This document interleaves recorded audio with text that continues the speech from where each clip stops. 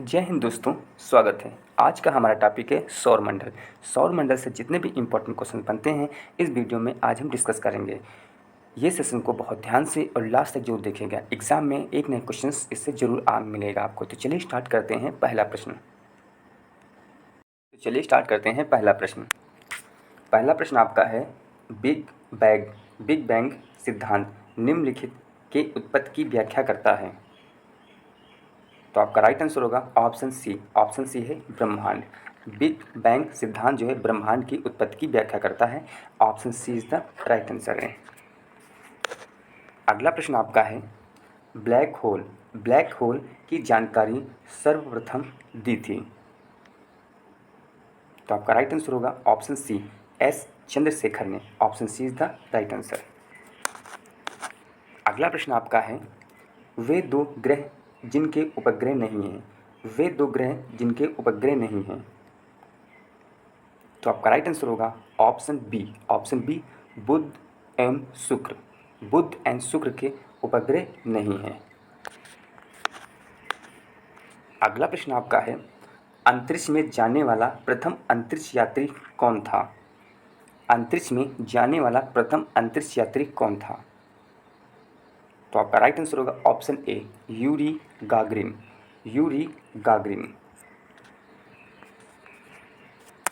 अगला प्रश्न आपका है, सौरमंडल का सबसे ठंडा ग्रह है।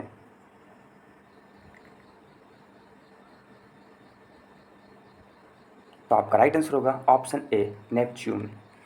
Option A is the right answer है। अगला प्रश्न आपका है, सूर्य में न्यूक्लियर ईंधन होता है।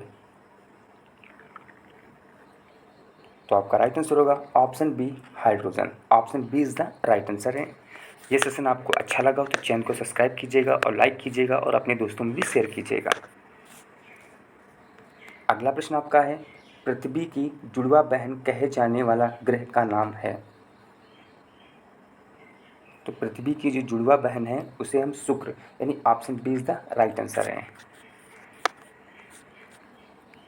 ध्रुव तारा कहा जाता है।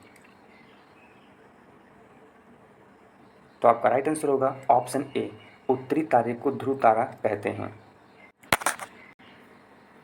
अगला प्रश्न आपका है, टाइटन किस ग्रह का प्राकृतिक उपग्रह है?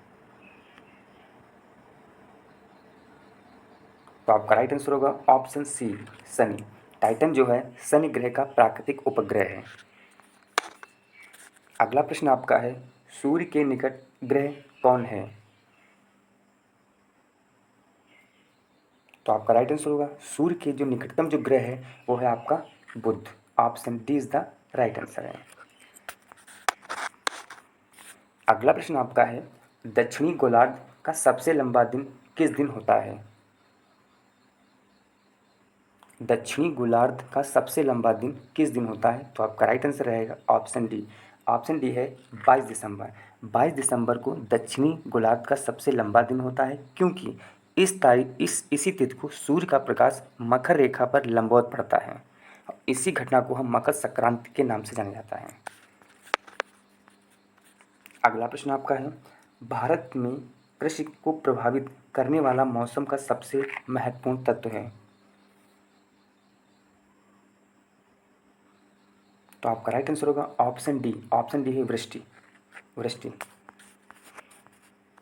अगला प्रश्न आपका है, एक नक्षत्र का रंग निर्भर करता है उसकी। तो आपका राइट आंसर होगा ऑप्शन डी पृष्ठीय ताप पर। यानी एक नक्षत्र का जो रंग निर्भर करता है उसकी पृष्ठीय ताप पर। Option D is the right answer है।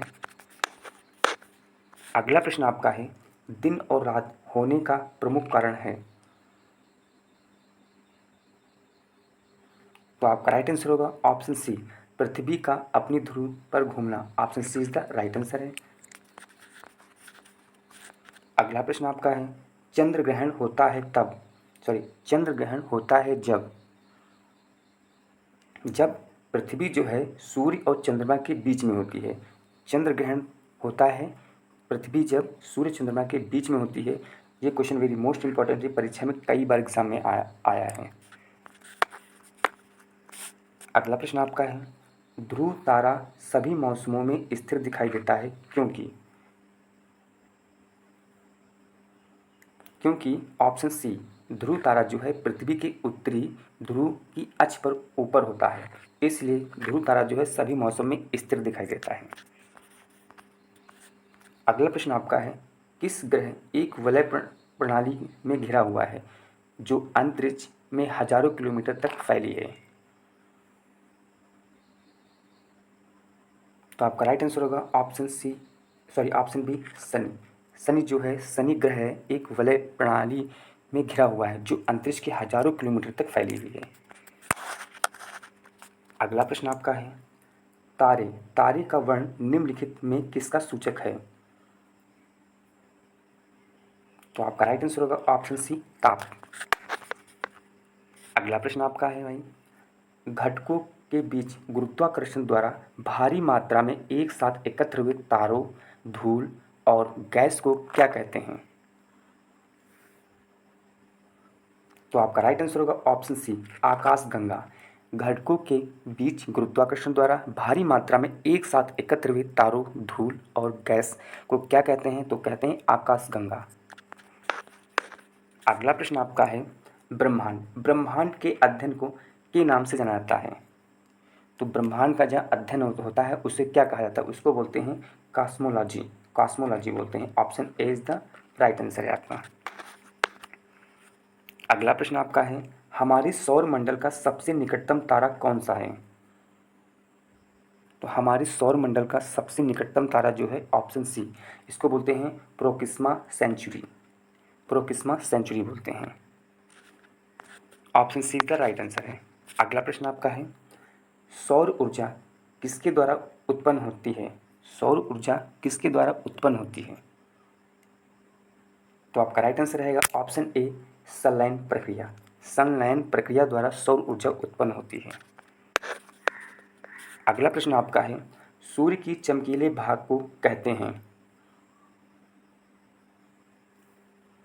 सूर्य के चमकीले भाग को क्या कहते हैं? तो आपको कहते हैं photosphere. Photosphere. Option A is the right answer, photosphere कहते हैं। Option A is the right answer है, सूर्य के चमकीले भाग को कहते हैं फोटोस्फीयर कहते हैं। ये भी बहुत इंपॉर्टेंट क्वेश्चन है, कई बार पूछा गया है, परीक्षा में नोट डाउन कर लीजिए आप लोग सभी लोग। अगला प्रश्न, सूर्य का प्रकाश पृथ्वी तक कितने मिनट में पहुंचता है? ये इंपॉर्टेंट क्वेश्चन है, वेरी वेरी मोस्ट इंपॉर्टेंट है। तो आपका राइट आंसर क्या रहेगा? ऑप्शन बी, 8 मिनट में। सूर्य का जो प्रकाश है वो पृथ्वी तक पहुंचने में 8 मिनट ले लेता है। अगला प्रश्न है, ये भी इंपॉर्टेंट है, पृथ्वी अपनी धुरी के चारों तरफ किस दिशा में घूमती है?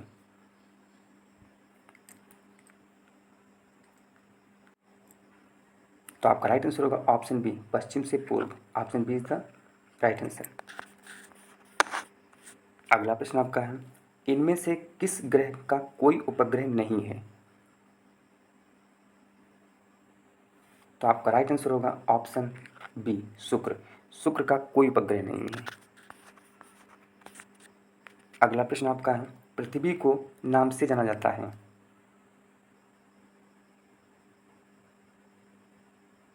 तो आपका राइट आंसर होगा ऑप्शन सी, यहाँ पे नीला ग्रह।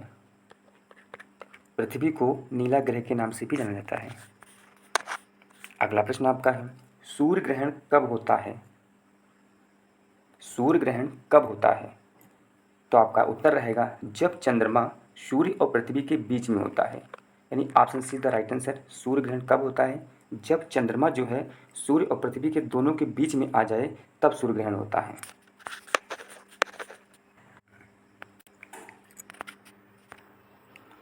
इंपॉर्टेंट पॉइंट, सर्वाधिक गर्म ग्रह कौन है? शुक्र। सर्वाधिक ठंडा ग्रह वरुण। सबसे बड़ा ग्रह बृहस्पति। सबसे छोटा ग्रह बुध।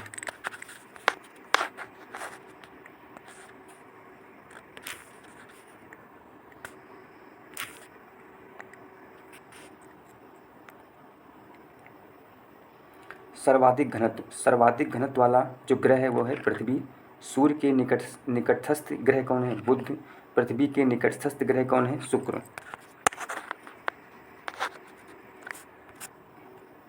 सर्वाधिक चमकीला ग्रह शुक्र है, नीला ग्रह पृथ्वी को बोला जाता है, लाल ग्रह मंगल को, भोर का तारा शुक्र, शाम का तारा शुक्र। सर्वाधिक उपग्रह वाला ग्रह कौन है? बृहस्पति, 69 इसके उपग्रह हैं। अगला पॉइंट है 20 जुलाई 1969 को संयुक्त राज्य अमेरिका के नील आर्मस्ट्रांग और एडविन एल्ड्रिन चंद्रमा पर पहुंचने वाले पहले व्यक्ति हैं। ये अपोलो 11 नामक अंतरिक्ष यान से चंद्रमा पर गए थे। क्वेश्चन पूछा था कि संयुक्त राज्य अमेरिका नील आर्मस्ट्रांग और एडविन एल्ड्रिन ये जो है चंद्रमा पर पहुंचने वाले पहले व्यक्ति थे। अब राकेश शर्मा थे अंतरिक्ष में पहुंचने वाले पहले भारतीय व्यक्ति थे। क्वेश्चन पूछा था कि अंतरिक्ष में पहुंचने वाले पहले भारतीय व्यक्ति कौन थे? तो आपके राकेश शर्मा जी थे। ये किससे गए थे? उन्होंने अपने 2 अप्रैल 1984 को रूसी अंतरिक्ष यान सोयूज T2 से अंतरिक्ष यात्रा की थी। तो ये सेशन आपको जैसा भी लगा हो चैनल को सब्सक्राइब कीजिएगा और अपने दोस्तों में भी शेयर कीजिएगा। जय हिंद दोस्तों।